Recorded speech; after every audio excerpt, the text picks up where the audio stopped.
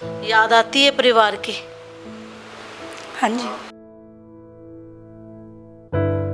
मेरे मुंडे मेरा कत्ल कर लगे थे। बहू ने तो मेरी ने ऐ समझा नहीं मैंने भी मेरी सस है।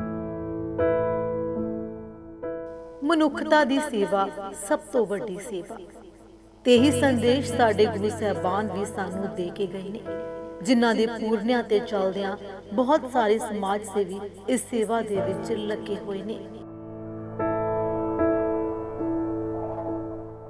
ਮਨੁੱਖਤਾ ਨੂੰ ਪਿਆਰ ਕਰਨ ਵਾਲੇ ਲੋਕ ਅੱਜ ਵੀ ਅਜਿਹੇ ਘਰ ਬਣਾਈ ਬੈਠੇ ਨੇ ਜਿੱਥੇ ਨਿਆਸਰਿਆਂ ਨੂੰ ਆਸਰਾ ਮਿਲ ਰਿਹਾ ਹੈ, ਜਿਨ੍ਹਾਂ ਨੂੰ ਅਸੀਂ ਆਪਣੀ ਭਾਸ਼ਾ ਦੇ ਵਿੱਚ ਆਸ਼ਰਮ ਆਖਦੇ ਹਾਂ। ਕਹਿੰਦੇ ਨੇ ਕਿ ਬਜ਼ੁਰਗ ਘਰ ਦਾ ਜਿੰਦਾ ਹੁੰਦੇ ਨੇ, ਪਰ ਅੱਜ ਦੀ ਪੀੜ੍ਹੀ ਇਹਨਾਂ ਜਿੰਦਿਆਂ ਨੂੰ ਘਰਾਂ ਦੇ ਕੁੰਡਿਆਂ ਤੋਂ ਲਾ ਬਿਰਧ ਆਸ਼ਰਮਾਂ ਦੇ ਵਿੱਚ ਸੁੱਟ ਰਹੀ ਹੈ। ਆਖਰ ਕੀ ਅਜਿਹੇ ਕਾਰਨ ਬਣ ਜਾਂਦੇ ਨੇ ਕਿ ਢਿੱਡੋਂ ਜਾਏ ਹੀ ਮਾਪਿਆਂ ਨੂੰ ਅੱਖੋਂ ਓਲੇ ਕਰ ਦਿੰਦੇ ਨੇ। ਇਹਨਾਂ ਸਵਾਲਾਂ ਦੇ ਜਵਾਬ ਲੱਭਣ ਦੇ ਲਈ ਅਸੀਂ ਲੁਧਿਆਣਾ ਦੇ ਸਵਾਮੀ ਵਿਵੇਕਾਨੰਦ ਬਿਰਧ ਆਸ਼ਰਮ ਪੁੱਜੇ, ਜਿੱਥੇ 60 ਤੋਂ ਵੱਧ ਨਿਆਸਰਿਆਂ ਨੂੰ ਆਸਰਾ ਮਿਲ ਰਿਹਾ ਹੈ।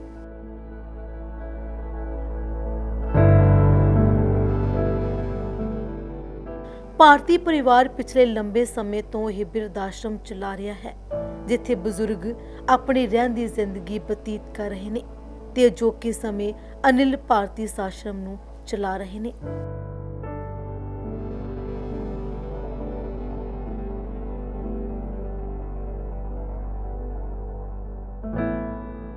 ਆਸ਼ਰਮ ਦੇ ਵਿੱਚ ਸਾਰੇ ਬਜ਼ੁਰਗ ਬੜੇ ਪਿਆਰ ਦੇ ਨਾਲ ਰਹਿੰਦੇ ਨੇ ਤੇ ਹਰ ਇੱਕ ਸਹੂਲਤ ਉਹਨਾਂ ਨੂੰ ਦਿੱਤੀ ਜਾਂਦੀ ਹੈ। ਉਹਨਾਂ ਦੀ ਸਿਹਤ ਦਾ ਪੂਰਾ ਧਿਆਨ ਰੱਖਿਆ ਜਾਂਦਾ ਹੈ। ਆਸ਼ਰਮ ਦੇ ਵਿੱਚ ਇੱਕ ਕਲੌਥ ਬੈਂਕ ਵੀ ਬਣਿਆ ਹੋਇਆ ਹੈ, ਜਿੱਥੇ ਲੋਕ ਨਵੇਂ ਤੇ ਪੁਰਾਣੇ ਕੱਪੜੇ ਦਾਨ ਕਰਦੇ ਨੇ।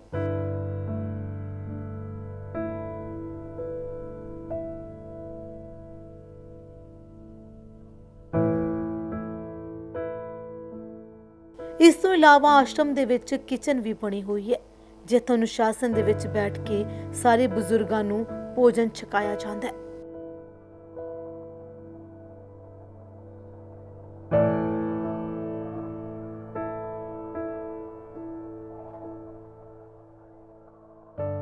ਬੱਚਿਆਂ ਨੂੰ ਮੁਫਤ ਕੰਪਿਊਟਰ ਦੀ ਸਿਖਲਾਈ ਦੇ ਲਈ ਇੱਕ ਲੈਬ ਵੀ ਬਣਾਈ ਹੋਈ ਹੈ, ਜਿੱਥੇ ਬੱਚੇ ਕੰਪਿਊਟਰ ਦੀ ਸਿੱਖਿਆ ਹਾਸਲ ਕਰਦੇ ਨੇ।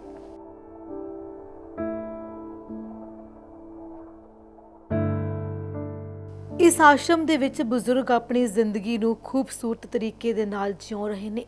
ਹੋਰ ਤਾਂ ਹੋਰ ਕਈਆਂ ਨੂੰ ਤਾਂ ਇਸ ਆਸ਼ਰਮ ਦੇ ਨਾਲ ਇੰਨਾ ਪਿਆਰ ਹੋ ਗਿਆ ਕਿ ਜੇਕਰ ਉਹਨਾਂ ਦੇ ਬੱਚੇ ਉਹਨਾਂ ਨੂੰ ਲੈਣ ਵੀ ਆਉਂਦੇ ਨੇ ਤਾਂ ਉਹ ਇਨਕਾਰ ਕਰ ਦਿੰਦੇ ਨੇ।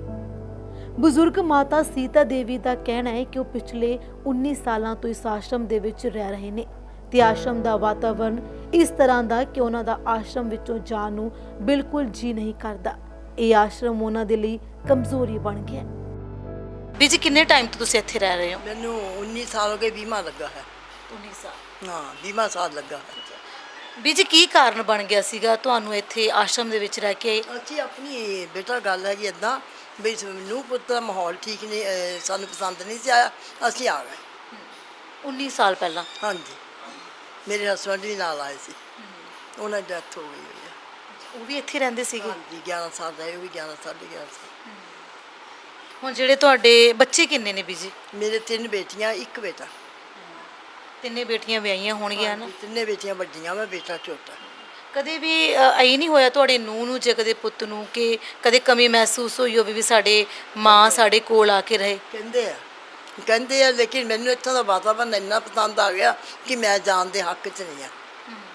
ਜਦੋਂ ਇੱਥੇ ਤੁਹਾਨੂੰ ਛੱਡ ਕੇ ਕੌਣ ਗਿਆ ਸੀ ਕਿ ਆਪਣੇ ਆਪ ਹੀ ਆ ਗਏ ਸੀ? ਅਸੀਂ ਆਪਣੇ ਆਪ ਹੀ ਆਏ ਸੀ।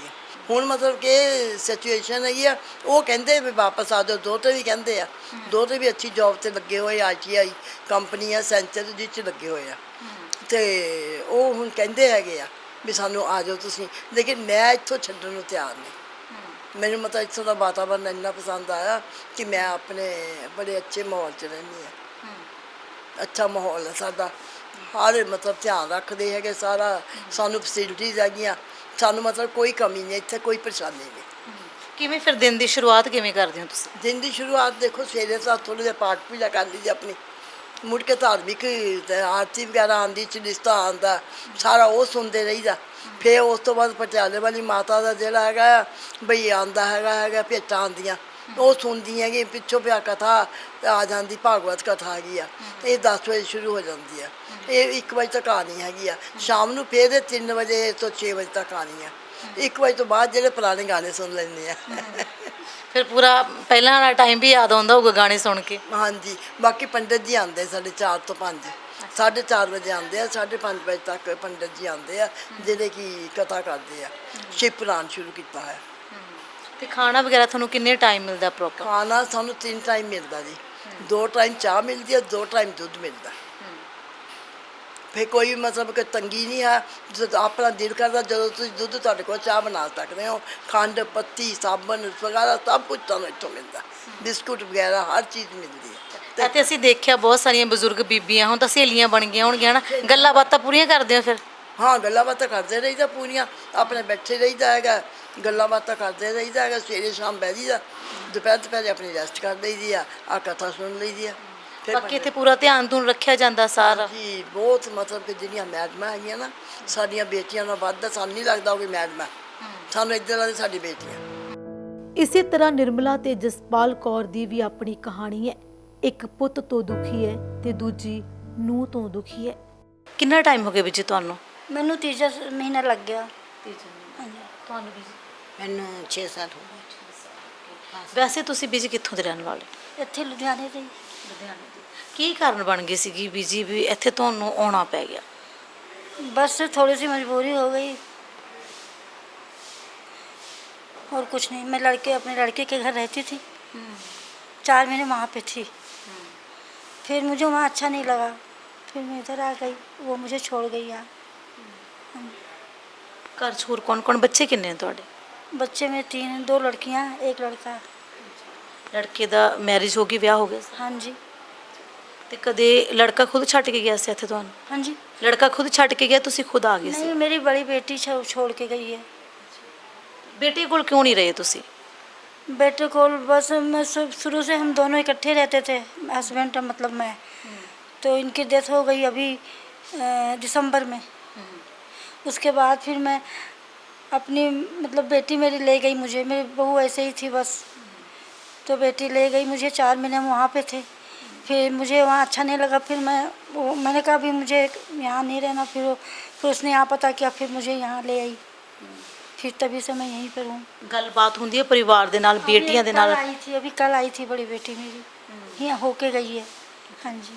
ਕਦੇ ਬੇਟੇ ਨੇ ਤੁਹਾਨੂੰ ਕਦੇ ਫੋਨ ਨਹੀਂ ਕੀਤਾ ਜਾਂ ਕੋਈ ਗੱਲਬਾਤ? ਕਦੇ ਨੂੰਹ ਨੇ कभी नहीं, नहीं।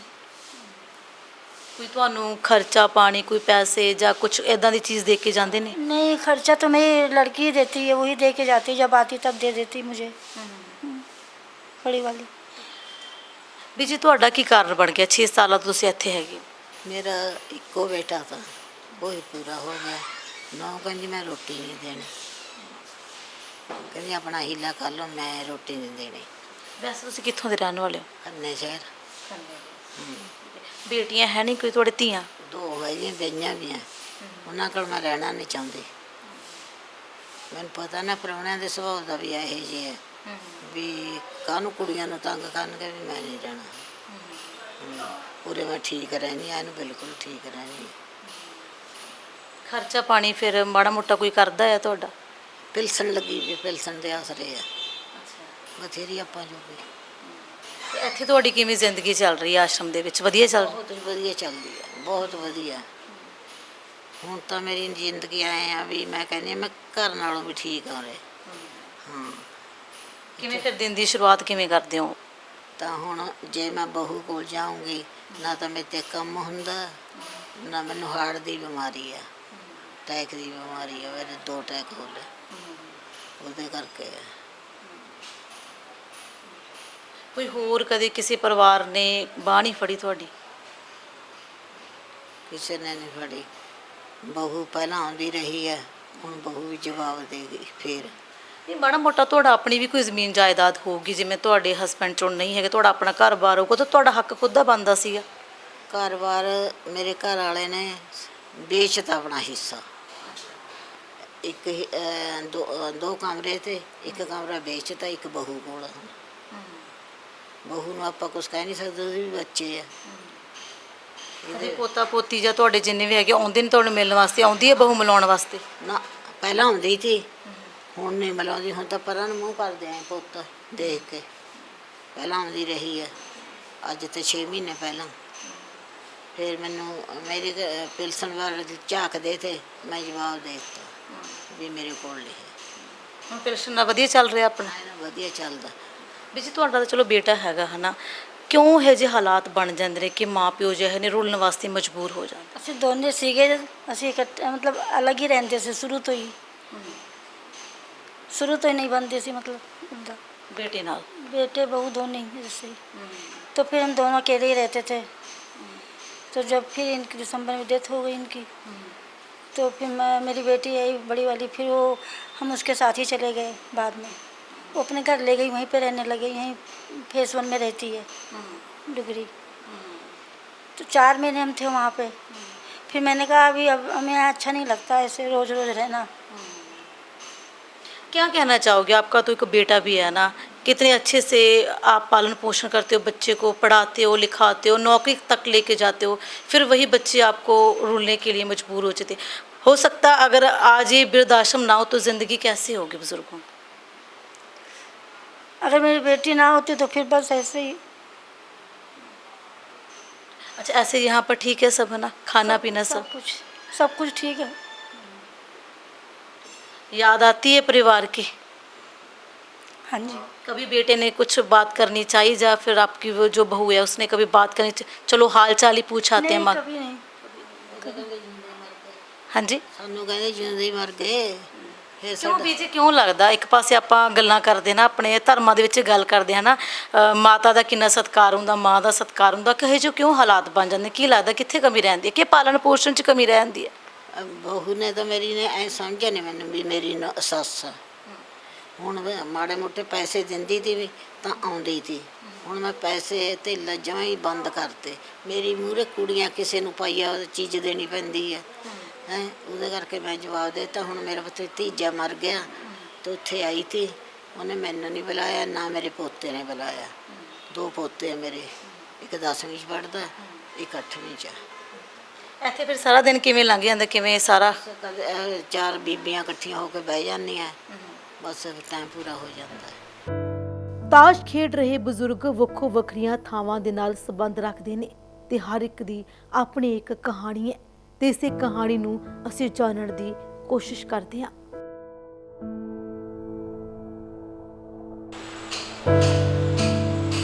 ਸਤਿ ਸ਼੍ਰੀ ਅਕਾਲ ਬਾਬਾ।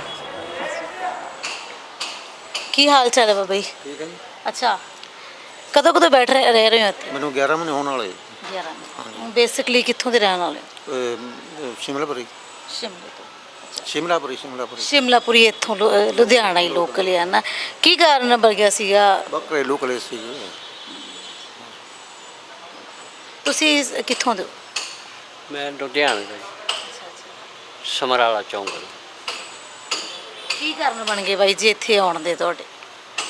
ਇੱਥੇ ਆਉਣ ਦਾ ਕਾਰਨ ਇਹ ਬਣ ਗਿਆ, ਮੇਰੇ ਮੁੰਡੇ ਮੇਰਾ ਕਤਲ ਕਰ ਲੱਗੇ ਸੀਗੇ ਘਰ ਘਰੇਲੂ ਕਰਕੇ। ਇਸ ਕਰਕੇ ਫਿਰ ਮੈਂ ਇੱਥੇ ਆ ਗਿਆ। ਜਨਾਨੀ ਰੋਟੀ ਪਾਣੀ ਨਹੀਂ ਦਿੰਦੀ। ਕਿੰਨੇ ਬੱਚੇ ਕਿੰਨੇ ਆ ਤੁਹਾਡੇ? मेरे बच्चे 4 हैं। ਬੇਟੇ ਨੇ? 2 बेटियां हैं, 2 बेटे हैं। एक लड़की पागल है जिसका मैं 30 साल की है वो, जिसका मैं इलाज कराता हूँ।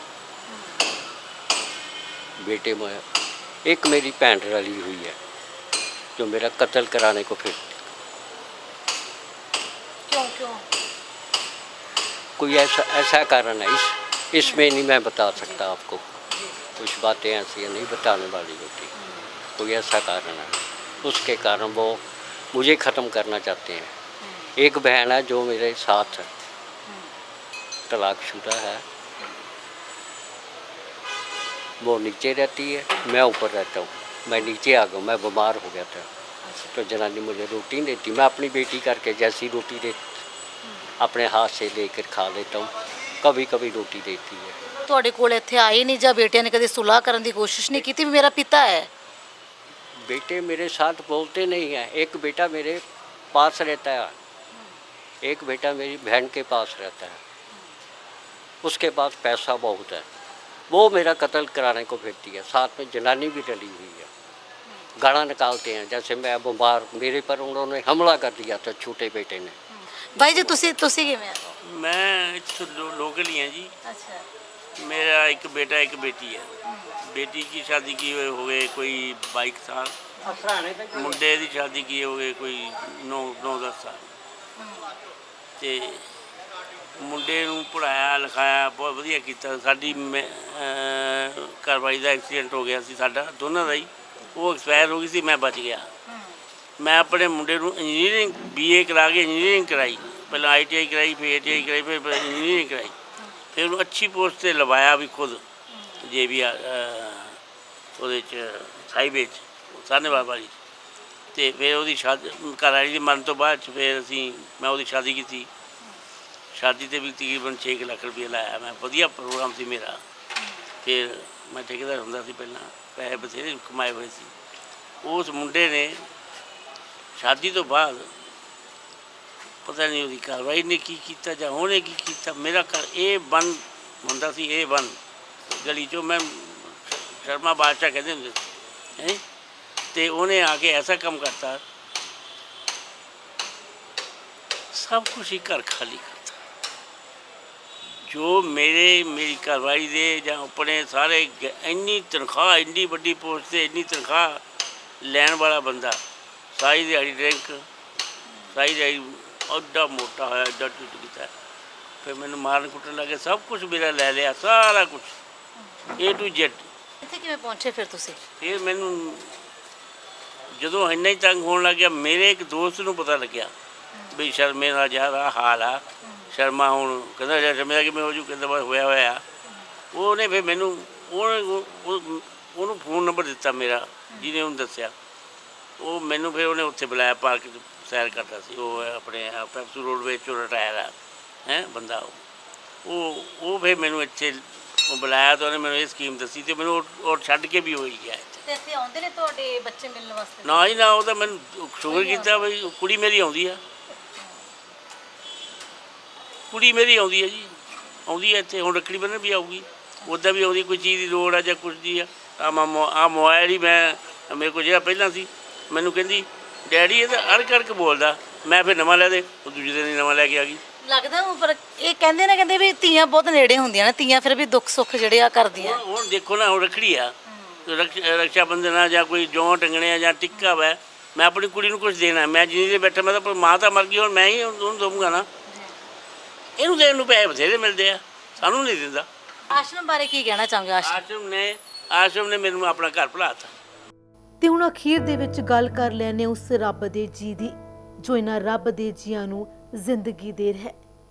ਸਵਾਮੀ ਵਿਵੇਕਾਨੰਦ ਟਰਸਟ ਦੇ ਪ੍ਰਧਾਨ ਅਨਿਲ ਭਾਰਤੀ ਖੁਦ ਬਜ਼ੁਰਗਾਂ ਨੂੰ ਬਹੁਤ ਪਿਆਰ ਕਰਦੇ ਨੇ ਤੇ ਇਹਨਾਂ ਬਜ਼ੁਰਗਾਂ ਨੂੰ ਆਸਰਾ ਦੇ ਰਹੇ ਨੇ। ਪਹਿਲਾਂ ਤਾਂ ਬਹੁਤ ਸ਼ਲਾਘਾਯੋਗ ਕਦਮ ਜਿਹੜਾ ਤੁਸੀਂ ਕੀਤਾ ਨਾ, ਬਹੁਤ ਸਾਲਾਂ ਤੋਂ ਤੁਸੀਂ ਬਿਰਧ ਆਸ਼ਰਮ ਚਲਾ ਰਹੇ ਹੋ, ਬਹੁਤ ਸਾਰੇ ਬੇਸਹਾਰਾ ਨੂੰ ਜਿਹੜਾ ਸਹਾਰਾ ਦੇ ਰਹੇ ਹੋ। ਉਹਦੀ ਰਹਿਮਤ ਹੈ ਜੀ, ਉਸ ਈਸ਼ਵਰ ਦੀ ਰਹਿਮਤ ਹੈ, ਉਹੀ ਸਹਾਰਾ ਦੇ ਰਿਹਾ ਸਾਰਿਆਂ ਨੂੰ, ਅਸੀਂ ਤਾਂ ਜ਼ਰੀਆ ਹੈਗੇ ਹਾਂ। ਅੱਛਾ ਸਰ, ਕਿੰਨੇ ਕੁ ਸਮੇਂ ਤੋਂ ਜਿਹੜੀ ਤੁਸੀਂ ਇਹ ਬਿਰਧ ਆਸ਼ਰਮ ਜਿਹੜਾ ਚਲਾ ਰਹੇ ਹੋ? ਇਹ ਬਿਰਧ ਆਸ਼ਰਮ ਮੇਰੇ ਪਿਤਾ ਸ਼੍ਰੀ ਸਮਾਜ ਰਤਨ ਸ਼੍ਰੀ ਰਾਮ ਪ੍ਰਕਾਸ਼ ਜੀ ਭਾਰਤੀ, ਜਿਨ੍ਹਾਂ ਨੇ ਕਿ 2015 'ਚ ਆਪਣੀ ਫਿਜ਼ੀਕਲ ਬਾਡੀ ਵਿਕੇਟ ਕਰ ਦਿੱਤੀ ਸੀ, ਉਹ ਇਸ ਟਰਸਟ ਦੇ ਵੀ ਫਾਊਂਡਰ ਸੀ ਔਰ ਇਸ ਆਸ਼ਰਮ ਦੀ ਵੀ ਫਾਊਂਡੇਸ਼ਨ ਉਹਨਾਂ ਨੇ ਰੱਖੀ ਸੀ 1992 ਦੇ ਵਿੱਚ। ਅਤੇ ਉਦੋਂ ਤੋਂ ਲਗਾਤਾਰ ਬਜ਼ੁਰਗਾਂ ਦੀ ਜਿਹੜੀ ਸੇਵਾ ਦਾ ਕੰਮ ਹੈ ਅਤੇ ਨਿਰੰਤਰ ਚੱਲ ਰਿਹਾ, ਸਮਾਜ ਦੇ ਸਹਿਯੋਗ ਨਾਲ। ਪਰਮਾਤਮਾ ਕਰਨ ਵਾਲਾ ਹੈ, ਸਮਾਜ ਜ਼ਿੰਮੇਦਾਰੀ ਸਮਾਜ ਨੇ ਲੈ ਰੱਖੀ ਹੈ ਅਤੇ ਬੜੀ ਅੱਛੀ ਸੇਵਾ ਹੋ ਰਹੀ ਹੈ। ਔਰ ਬਜ਼ੁਰਗਾਂ ਦਾ ਜੋ ਅੱਜ ਦੇ ਟਾਈਮ ਦੇ ਵਿੱਚ ਐਸੀ ਨੌਬਤ ਆ ਗਈ ਹੈ ਕਿ ਕਈ ਬੱਚੇ ਇੱਦਾਂ ਸਮਝਦੇ ਆ ਕਿ ਬਜ਼ੁਰਗ ਇਹਨਾਂ ਦੀ ਹੁਣ ਲੋੜ ਨਹੀਂ ਹੈਗੀ, ਹੁਣ ਇਹ ਸਾਡੇ ਕੰਮ ਦੇ ਨਹੀਂ ਰਹੇ, ਹੁਣ ਪੈਸੇ ਕਮਾਉਣ ਵਾਲੇ ਨਹੀਂ ਰਹੇ, ਉਦੋਂ ਉਹਨਾਂ ਨੂੰ ਆਸ਼ਰਮ ਆਉਣਾ ਪੈਂਦਾ ਹੈ। ਉਹ ਇਹ ਭੁੱਲ ਜਾਂਦੇ ਆ कि छत नहीं रहती, दहलीज नहीं रहती, दीवारों दर नहीं रहता, घर में बुजुर्ग ना हो ना तो घर घर नहीं रहता। ਬਿਲਕੁਲ ਇੱਕ ਪਾਸੇ ਕਿਹਾ ਜਾਂਦਾ ਨਾ ਬਜ਼ੁਰਗ ਘਰ ਦਾ ਕਹਿੰਦੇ ਜਿੰਦਾ ਹੁੰਦੇ ਨੇ ਹਨਾ, ਕਹਿੰਦੇ ਬੰਦਾ ਕਿਤੇ ਵੀ ਚਲਾ ਜਾਂਦਾ ਜਦੋਂ ਬਜ਼ੁਰਗ ਘਰੇ ਹੁੰਦਾ। ਕੀ ਲੱਗਦਾ ਸਰ ਕਿਉਂ ਅਜਿਹੀ ਨੌਬਤ ਆ ਗਈ? ਇੱਕ ਪਾਸੇ ਪੇਰੈਂਟਸ ਹੈਗੇ ਨੇ, ਮਾਪਿਓ ਬੜੇ ਰੀਝਾਂ ਦੇ ਨਾਲ ਬੱਚਿਆਂ ਨੂੰ ਪਾਲਦੇ ਨੇ ਹਨਾ, ਫਿਰ ਕਿਉਂ ਅਜਿਹੀ ਨੌਬਤ ਆ ਜਾਂਦੀ? ਕੀ ਇਹਦੇ ਵਿੱਚ ਤੁਹਾਨੂੰ ਕੀ ਲੱਗਦਾ ਕਿ ਤੁਸੀਂ ਅਲੱਗ-ਅਲੱਗ ਲੋਕਾਂ ਦੇ ਨਾਲ ਵਿਚਰਦੇ ਹੋਵੋਗੇ ਕਿ ਮਾਨਸਿਕਤਾ ਕਿਉਂ ਹੈ ਜੀ ਲੋਕਾਂ ਦੀ ਬਣਦੀ ਜਾ ਰਹੀ ਹੈ ਜਾਂ ਬੱਚਿਆਂ ਦੀ ਬਣਦੀ ਜਾ ਰਹੀ ਹੈ? ਜਿੰਨੇ ਅਸੀਂ ਆਪਣੀ ਸੰਸਕ੍ਰਿਤੀ ਤੋਂ ਦੂਰ ਹੋਵਾਂਗੇ, ਜਿੰਨੇ ਅਸੀਂ ਆਪਣੇ ਸੰਸਕਾਰਾਂ ਤੋਂ ਦੂਰ ਹੋਵਾਂਗੇ, ਜਿੰਨੇ ਅਸੀਂ ਸਾਂਝੇ ਪਰਿਵਾਰਾਂ ਤੋਂ ਦੂਰ ਹੋਵਾਂਗੇ, ਇੱਦਾਂ ਦੀਆਂ ਔਕੜਾਂ ਤਾਂ ਬੇਟਾ ਆਉਣਗੀਆਂ ਹੀ ਆਉਣਗੀਆਂ। इमारत में पाया बड़ी चीज़ है, तपती धूप में साया बड़ी चीज़ है, रहे सलामत ता क़यामत, बुज़ुर्गों का साया बड़ी चीज़ है। ये मंत्र साड़ी विरासत है, ये मंत्र साड़ी पूंजी है, ये मंत्र साढ़े बजुर्गों ने, साढ़े रिशी मुनिया ने सानू कुट्टी के रूप च हमेशा पिलाया। अज असी पैसा जिहड़ा हैगा उहदे पिछे इन्ने असी दीवाने हो गए कि असी अपने परिवारां दी कीमत भुल गए, अपने बजुर्गों की कीमत भुल गए और वैसटर्न कल्चर तो प्रभावित हो के सानू लगता है कि असी ऐसा समझते हैं कि छोटे परिवार एकल परिवारां च असी पै गए। ਉਹਦੇ ਨਾਲ ਉਹਨਾਂ ਬਜ਼ੁਰਗਾਂ ਦੀ ਅਣਦੇਖੀ ਹੋ ਰਹੀ ਹੈ। ਯੂਜ਼ ਐਂਡ ਥਰੋ ਦਾ ਜਿਹੜਾ ਕਨਸੈਪਟ ਹੈ ਉਹ ਅੱਗੇ ਚੀਜ਼ਾਂ 'ਤੇ ਲਾਗੂ ਸੀਗਾ, ਹੁਣ ਇਨਸਾਨਾਂ 'ਤੇ ਲਾਗੂ ਹੋ ਗਿਆ। ਬਿਲਕੁਲ ਇੱਕ ਪਾਸੇ ਅਸੀਂ ਕਹਿੰਦੇ ਹਾਂ ਸਰ ਅਸੀਂ ਬਾਹਰਲੇ ਮੁਲਕਾਂ ਕੈਨੇਡਾ ਅਮਰੀਕਾ ਦੀ ਅਸੀਂ ਉਦਾਹਰਨ ਦਿੰਦੇ ਕਿ ਅਸੀਂ ਉਹਨਾਂ ਦੇ ਨਕਸ਼ੇ ਕਦਮਾਂ 'ਤੇ ਚੱਲ ਰਹੇ ਹਾਂ। ਜਦੋਂ ਅਸੀਂ ਬਰਾਬਰੀ ਦੀ ਗੱਲ ਕਰ ਰਹੇ ਹਾਂ, ਪਰ ਇਹ ਬਰਾਬਰੀ ਵੀ ਕਿੱਥੋਂ ਦੀ ਕਿ ਅਸੀਂ ਆਪਣੇ ਪਰਿਵਾਰ ਰਿਸ਼ਤੇ ਹੀ ਖਤਮ ਕਰ ਦਈਏ। ਦੇਖੋ ਹਰ ਸੰਸਕ੍ਰਿਤੀ 'ਚ ਕੋਈ ਨਾ ਕੋਈ ਚੰਗੀ ਚੀਜ਼ ਹੁੰਦੀ ਹੈ, ਕੋਈ ਮਾੜੀ ਵੀ ਹੁੰਦੀ ਹੈ। ਜੇ ਅਸੀਂ ਲੈਣੀ ਹੈ ਕਿਤੋਂ ਤਾਂ ਕੋਈ ਚੰਗੀ ਚੀਜ਼ ਲਈਏ, ਹੈ ਨਾ। ਅਸੀਂ ਜਿਹੜਾ ਸਾਡਾ ਪਿਛੋਕੜ ਹੈ, ਅਸੀਂ ਉਹਨੂੰ ਜੇ ਭੁੱਲਾਂਗੇ ਤਾਂ ਅਸੀਂ ਬਿਖਰ ਜਾਵਾਂਗੇ। ਅੱਜ ਤੁਸੀਂ ਦੇਖ ਰਹੇ ਹੋ ਸਮਾਜ ਦੀ ਦਸ਼ਾ ਕੀ ਹੈ, ਦੁਰਦਸ਼ਾ ਹੋ ਰਹੀ ਹੈ। ਕੋਈ ਦਿਸ਼ਾ ਦੇਣ ਵਾਲਾ ਸਮਾਜ ਨੂੰ ਹੈ ਨਹੀਂ। ਬੱਚੇ ਨਸ਼ਿਆਂ ਵੱਲ ਜਾ ਰਹੇ ਹੈ ਔਰ ਜਿਹੜੀ ਅੱਜ ਦੀ ਪੀੜ੍ਹੀ ਹੈ ਜਾਂ ਤਾਂ ਨਸ਼ਿਆਂ ਵੱਲ ਜਾ ਰਹੀ ਹੈ ਤੇ ਜਾਂ ਵਿਦੇਸ਼ਾਂ ਨੂੰ ਜਾ ਰਹੀ ਹੈ। ਇੱਥੇ ਅਸੀਂ ਇੱਦਾਂ ਦਾ ਮਾਕੂਲ ਮਾਹੌਲ ਹੀ ਤਿਆਰ ਨਹੀਂ ਕਰ ਪਾ ਰਹੇ ਕਿ ਅਸੀਂ ਬੱਚਿਆਂ ਨੂੰ ਚੰਗੇ ਸੰਸਕਾਰ ਦੇ ਕੇ ਆਪਣੀ ਜ਼ਮੀਨ ਨਾਲ ਜੋੜੀਏ, ਆਪਣੇ ਪਰਿਵਾਰਾਂ ਨਾਲ ਜੋੜੀਏ, ਆਪਣੇ ਬਜ਼ੁਰਗਾਂ ਨਾਲ ਜੋੜੀਏ। ਸਰ ਇਸ ਸਮੇਂ ਟਰਸਟ ਦੇ ਵਿੱਚ ਕਿੰਨੇ ਜਿਹੜੇ ਬਜ਼ੁਰਗ ਹੈਗੇ ਨੇ? ਇਸ ਵੇਲੇ 60 ਦੇ ਕਰੀਬ ਹੈਗੇ ਬੇਟਾ ਇੱਥੇ ਬਜ਼ੁਰਗ। ਜੀ ਜੀ ਜੀ। ਤੇ ਸਰ ਤੁਸੀਂ ਇੰਨਾ ਲੰਬੇ ਸਮੇਂ ਤੋਂ ਟਰਸਟ ਹੈ ਨਾ ਤੁਸੀਂ ਚਲਾ ਰਹੇ ਹੋ, ਤੁਹਾਡਾ ਪਰਿਵਾਰ ਚਲਾ ਰਿਹਾ, ਕੀ ਲੱਗਦਾ ਬਜ਼ੁਰਗਾਂ ਦੀ ਗਿਣਤੀ ਵਧੀ ਹੈ? ਕਿੰਨੀ ਕੁ ਵਧੀ ਹੈ ਇੰਨੇ ਸਾਲਾਂ ਦੇ ਦੌਰਾਨ? ਬਜ਼ੁਰਗਾਂ ਦੀ ਗਿਣਤੀ ਆਸ਼ਰਮ ਦੀ ਗੱਲ ਕਰ ਰਹੇ ਹੋ? ਜੀ ਜੀ ਜੀ। ਨਹੀਂ, ਆਸ਼ਰਮ ਦੇ ਵਿੱਚ ਤਾਂ ਅਸੀਂ ਸਾਡੇ ਕੋਲੋਂ ਇੱਕ ਵਾਰੀ 80 85 90 ਤੱਕ ਵੀ ਅਸੀਂ ਪਹੁੰਚ ਗਏ ਸੀਗੇ। ਲੇਕਿਨ ਕੋਵਿਡ ਦੇ ਦੌਰਾਨ ਅਸੀਂ ਐਡਮਿਸ਼ਨਾਂ ਨਹੀਂ ਕੀਤੀਆਂ। ਕੁਝ ਬਜ਼ੁਰਗ ਕੋਵਿਡ ਦੇ ਦੌਰਾਨ ਇੱਥੋਂ ਚਲੇ ਵੀ ਗਏ। ਸਵਾਲ ਇਹ ਨਹੀਂ ਹੈ ਕਿ ਸਾਡੇ ਆਸ਼ਰਮ 'ਚ ਸੰਖਿਆ ਘਟੀ ਹੈ ਵਧੀ, ਸਵਾਲ ਇਹ ਹੈ ਕਿ ਸਮਾਜ ਦੀ ਦੁਰਦਸ਼ਾ ਕੀ ਹੈ। ਅੱਜ ਵੀ ਸਾਡੇ ਕਾਫੀ ਰੂਮ ਤਿਆਰ ਹੋ ਰਹੇ हैं, ਸਾਨੂੰ ਐਪਲੀਕੇਸ਼ਨਾਂ ਹਰ ਵੇਲੇ ਆ ਰਹੀਆਂ। ਬਜ਼ੁਰਗ ਆਉਣਾ ਚਾਹੁੰਦੇ ਹੈ, ਰਹਿਣਾ ਚਾਹੁੰਦੇ ਹੈ, ਪਰੇਸ਼ਾਨ ਨੇ। ਹਾਲਾਂਕਿ ਸਾਰੇ ਬਜ਼ੁਰਗ ਇੱਦਾਂ ਦੇ ਨਹੀਂ ਜਿਨ੍ਹਾਂ ਨੂੰ ਉਹਨਾਂ ਦੇ ਬੱਚੇ ਨਹੀਂ ਰੱਖ ਰਹੇ। ਕਈ ਐਸੇ ਬਜ਼ੁਰਗ ਨੇ ਜਿਨ੍ਹਾਂ ਨੇ ਸ਼ਾਦੀ ਨਹੀਂ ਕੀਤੀ, ਕਈ ਐਸੇ ਨੇ ਜਿਨ੍ਹਾਂ ਦੀਆਂ ਬੇਟੀਆਂ ਸਿਰਫ ਉਹਨਾਂ ਦੀ ਸ਼ਾਦੀ ਕਰਤੀ ਹੈ, ਹੁਣ ਕਿੱਥੇ ਰਹਿਣ। ਕਈ ਐਸੇ ਬਜ਼ੁਰਗ ਨੇ ਜਿਨ੍ਹਾਂ ਦਾ ਕੋਈ ਨੌਜਵਾਨ ਬੱਚਾ ਸੀ, ਉਹਦੀ ਡੈਥ ਹੋ ਗਈ ਹੈ, ਉਹਦੇ ਕੋਲ ਸਹਾਰਾ ਨਹੀਂ ਹੈ। ਲੇਕਿਨ ਕਾਫੀ ਵੱਡੀ ਜਿਹੜੀ ਗਿਣਤੀ ਆ ਉਹਨਾਂ ਲੋਕਾਂ ਦੀ ਹੈ ਜਿਨ੍ਹਾਂ ਦੇ 3-3 4-4 ਮੁੰਡੇ ਹੈਗੇ ਆ। ਉਹ ਕਹਿੰਦੇ ਆ ਨਾ, ਇੱਕ ਮਾਂ ਬਾਪ 7-8 10 ਬੱਚਿਆਂ ਨੂੰ ਵੀ ਪਾਲ ਲੈਂਦੇ ਆ, 8 ਬੱਚੇ ਮਿਲ ਕੇ ਇੱਕ ਮਾਂ ਬਾਪ ਨੂੰ ਬੋਝ ਸਮਝਦੇ ਆ, ਪਾਲ ਨਹੀਂ ਸਕਦੇ। ਉੱਦਾਂ ਦੀ ਸਥਿਤੀ ਬਣੀ ਹੋਈ ਹੈ। ਅਸੀਂ ਇੱਥੇ ਬਜ਼ੁਰਗਾਂ ਦੇ ਨਾਲ ਵੀ ਗੱਲਬਾਤ ਕੀਤੀ ਸੀ। ਉਹ ਕਹਿੰਦੇ ਸਾਡੀ ਕਮਜ਼ੋਰੀ ਬਣ ਗਿਆ, ਕਹਿੰਦਾ ਇਹ ਟਰਸਟ, ਕਹਿੰਦੇ ਇਹ ਆਸ਼ਰਮ ਅਸੀਂ ਜਾਣਾ ਨਹੀਂ ਚਾਹੁੰਦੇ। ਇਹੋ ਜਿਹਾ ਕੀ ਹੈ ਇਸ ਆਸ਼ਰਮ ਦੇ ਵਿੱਚ ਜਿਹੜੇ ਜਾਣਾ ਨਹੀਂ ਚਾਹੁੰਦੇ? ਇੰਨਾ ਪਿਆਰ ਉਹਨਾਂ ਦੇ ਵਿੱਚ ਆਪਸ ਦੇ ਵਿੱਚ ਹੈਗਾ। जब तक के बुज़ुर्गों की दुआ साथ है मेरे, साए की तरह लुत्फ़ खुदा साथ है मेरे, कर देते हैं बेवारिस को भी वे वारिस, ये बुज़ुर्ग खुदा का नूर होते हैं। ਤੁਸੀਂ ਇਹਨਾਂ ਨੂੰ ਆਪਣਾ ਮਾਂ-ਬਾਪ ਸਮਝੋ, ਤੁਸੀਂ ਇਹਨਾਂ ਦੀ ਸੇਵਾ ਇਸ ਤਰ੍ਹਾਂ ਕਰੋ ਜਿਵੇਂ ਤੁਹਾਨੂੰ ਈਸ਼ਵਰ ਨੇ ਇੱਕ ਸੇਵਾ ਦਾ ਦੁਰਲਭ ਮੌਕਾ ਦਿੱਤਾ ਹੈ। ਤੁਹਾਨੂੰ ਕੁਝ ਕਰਨ ਦੀ ਲੋੜ ਨਹੀਂ। ਤੁਹਾਡੀ ਜਿਹੜੀ ਉਹ ਭਾਵਨਾ ਹੈਗੀ ਹੈ ਇਹਨਾਂ ਦੀ ਸੇਵਾ ਕਰਨ ਦੀ, ਉਹ ਆਪਣੇ ਆਪ 'ਚ ਕਾਫੀ ਹੈ। ਬਾਕੀ ਚੀਜ਼ਾਂ ਦਾ ਇੰਤਜ਼ਾਮ ਆਪਣੇ ਆਪ ਹੋ ਜਾਂਦਾ ਹੈ। ਤੁਹਾਡਾ ਪਿਆਰ, ਤੁਹਾਡੀ ਸੇਵਾ ਉਹਨਾਂ ਨੂੰ ਬੰਨ੍ਹ ਲੈਂਦੀ ਹੈ। ਮੈਂ ਸਮਝਦਾ ਇਸੇ ਚੀਜ਼ ਦੀ ਉਹਨਾਂ ਨੂੰ ਲੋੜ ਵੀ ਹੈ, ਔਰ ਇਹ ਦੋਵੇਂ ਪਾਸੇ ਗੱਲ ਹੈ। ਉਹਨਾਂ ਨੂੰ ਲੋੜ ਹੈ, ਸਾਨੂੰ ਵੀ ਲੋੜ ਹੈ ਕਿ ਸਾਨੂੰ ਇੱਦਾਂ ਦੇ ਬਜ਼ੁਰਗ ਜਿਹੜੇ ਹੈਗੇ ਨੇ ਉਹਨਾਂ ਦੀ ਸੇਵਾ ਕਰਨ ਦਾ ਮੌਕਾ ਮਿਲੇ। ਸਾਡਾ ਵੀ ਇਹ ਇੱਕ ਬਹੁਤ ਵੱਡਾ ਸੁਭਾਗਿਆ ਹੈ, ਸਾਡੇ ਵਾਸਤੇ ਇੱਕ ਅਹੋਭਾਗਿਆ ਹੈ ਕਿ ਸਾਨੂੰ ਈਸ਼ਵਰ ਨੇ ਚੁਣਿਆ ਇਸ ਸੇਵਾ ਵਾਸਤੇ, ਔਰ ਉਹ ਇਹਦੀ ਸ਼ਕਤੀ ਵੀ ਆਪਣੇ ਆਪ ਦੇ ਰਿਹਾ ਹੈ, ਇਹਦੇ ਲਈ ਰਿਸੋਰਸਿਸ ਵੀ ਆਪਣੇ ਆਪ ਦੇ ਰਿਹਾ ਹੈ, ਤਾਕਤ ਵੀ ਆਪਣੇ ਆਪ ਦੇ ਰਿਹਾ। ਇਹਦੇ 'ਚ ਰੱਤਾ ਭਰ ਵੀ ਕੋਈ ਸ਼ੱਕ ਦੀ ਗੁੰਜਾਇਸ਼ ਨਹੀਂ। ਸਰ ਇਹ ਸਮਾਜ ਦਾ ਸਹਿਯੋਗ ਹੈ ਜਾਂ ਫਿਰ ਕੋਈ ਗਵਰਨਮੈਂਟ ਦਾ ਜਾਂ ਕੁਝ ਵੀ ਇਦਾਂ ਦਾ ਕੁਝ ਸਹਿਯੋਗ? ਜ਼ਿਆਦਾਤਰ ਸਮਾਜ ਦਾ ਸਹਿਯੋਗ ਹੈ। ਗੌਰਮੈਂਟ ਦੀਆਂ ਹੁਣ ਕੁਝ ਸਕੀਮਾਂ ਆ ਰਹੀਆਂ ਨੇ, ਆਉਣ ਵਾਲੇ ਸਮੇਂ 'ਚ ਮੈਨੂੰ ਲੱਗਦਾ ਕੁਝ ਨਾ ਕੁਝ ਹੋਏਗਾ, ਲੇਕਿਨ ਹੁਣ ਤੱਕ ਜਿਹੜਾ ਚੱਲਦਾ ਰਿਹਾ ਇਹ ਸਮਾਜ ਦਾ ਬਹੁਤ ਵੱਡਾ ਸਹਿਯੋਗ ਹੈ। ਜਿਹੜਾ ਸਾਡਾ ਸ਼ਹਿਰ ਹੈ ਲੁਧਿਆਣਾ, ਦਾਨਵੀਰਾਂ ਦੀ ਕਮੀ ਨਹੀਂ ਇੱਥੇ, ਔਰ ਜਿੱਥੇ ਕੋਈ ਸੇਵਾ ਦਾ ਕੰਮ ਹੋ ਰਿਹਾ ਹੋਵੇ ਲੋਕ ਇੱਕ ਦੂਜੇ ਤੋਂ ਵੱਧ ਚੜ੍ਹ ਕੇ ਉਸ ਯੱਗ 'ਚ ਆਪਣੀਆਂ ਆਹੂਤੀਆਂ ਪਾਉਂਦੇ ਆ। ਸਾਡੇ ਸ਼ਹਿਰ ਦਾ ਇਹ ਸੁਭਾਗਿਆ ਹੈ। ਹੋਰ ਵੀ ਮੈਨੂੰ ਲੱਗਦਾ ਤੁਸੀਂ ਕਾਫੀ ਕੰਸਟਰਕਸ਼ਨ ਦਾ ਕੰਮ ਵੀ ਚੱਲ ਰਿਹਾ, ਅੱਗੇ ਵਧਾ ਰਹੇ ਹੋ ਥੋੜਾ ਜਿਹਾ ਇਹ ਅੱਗੇ? ਹਾਂ, ਆਸ਼ਰਮ ਵੀ ਅੱਗੇ ਵਧ ਰਿਹਾ। ਜਿਹੜੀ ਸਾਡੀ ਟਰਸਟ ਹੈਗੀ ਹੈ ਉਹਦੇ ਵਿੱਚ ਬਿਰਧ ਆਸ਼ਰਮ ਵੀ ਹੈ, ਇਹਨਾਂ ਦੀ ਦੇਖ ਰੇਖ ਵਾਸਤੇ ਹਸਪਤਾਲ ਵੀ ਹੈ, ਫਿਜ਼ੀਓਥੈਰੇਪੀ ਸੈਂਟਰ ਵੀ ਹੈ, ਇਹ ਮੈਡੀਟੇਸ਼ਨ ਸੈਂਟਰ ਵੀ ਹੈ, ਇਹ ਸਪਿਰਚੁਅਲ ਲਾਇਬ੍ਰੇਰੀ ਹੈ, ਡੇ ਕੇਅਰ ਸੈਂਟਰ ਹੈ, ਕੱਪੜਾ ਬੈਂਕ ਹੈ, ਜਿਹ 'ਚ ਕੋਈ ਵੀ ਪਰਿਵਾਰ ਆਪਣੇ ਲਈ ਕੱਪੜੇ, ਜਿਹੜਾ ਕੋਈ ਲੋੜਵੰਦ ਪਰਿਵਾਰ ਹੈ ਆਪਣੇ ਕੱਪੜੇ ਲੈ ਕੇ ਜਾ ਸਕਦੇ ਆ।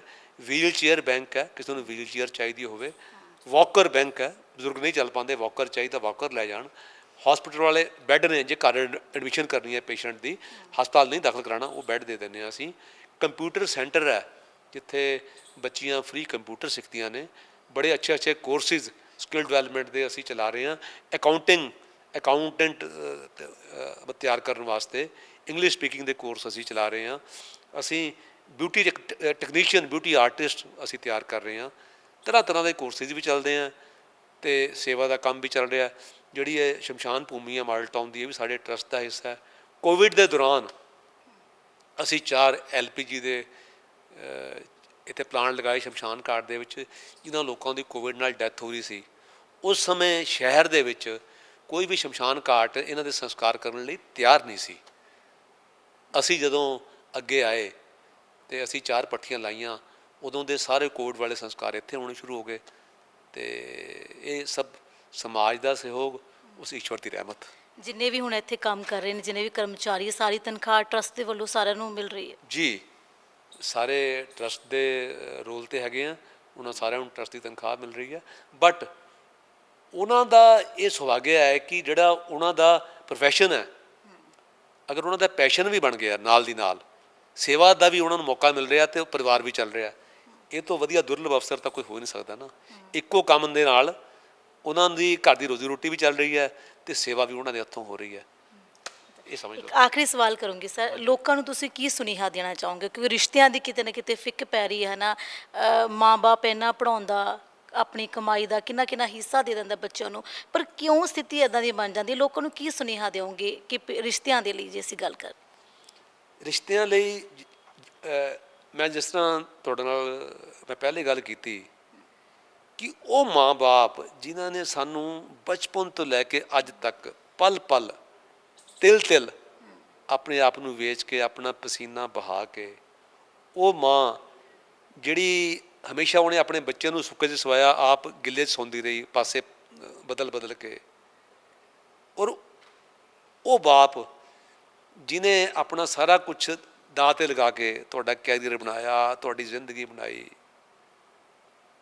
ਕੀ ਤੁਸੀਂ ਸਮਝਦੇ ਹੋ ਅੱਜ ਅਗਰ ਉਹਨਾਂ ਨੂੰ ਲੋੜ ਹੈ ਤਾਂ ਤੁਸੀਂ ਉਹਨਾਂ ਨੂੰ ਆਸ਼ਰਮ ਭੇਜ ਦਿਓਗੇ? जिन्होंने उंगली पकड़ कदम ब कदम हमें चलना सिखाया, कभी घोड़ा बन पीठ पर, कभी कंधे पर, कभी सर पर बिठाया, हमारी हर ख्वाहिश, हर फरमाइश, हल्का इशारा पूरा किया। जो मांगा वह तो मिला, जो नहीं मांगा वह भी खुशी खुशी दिया।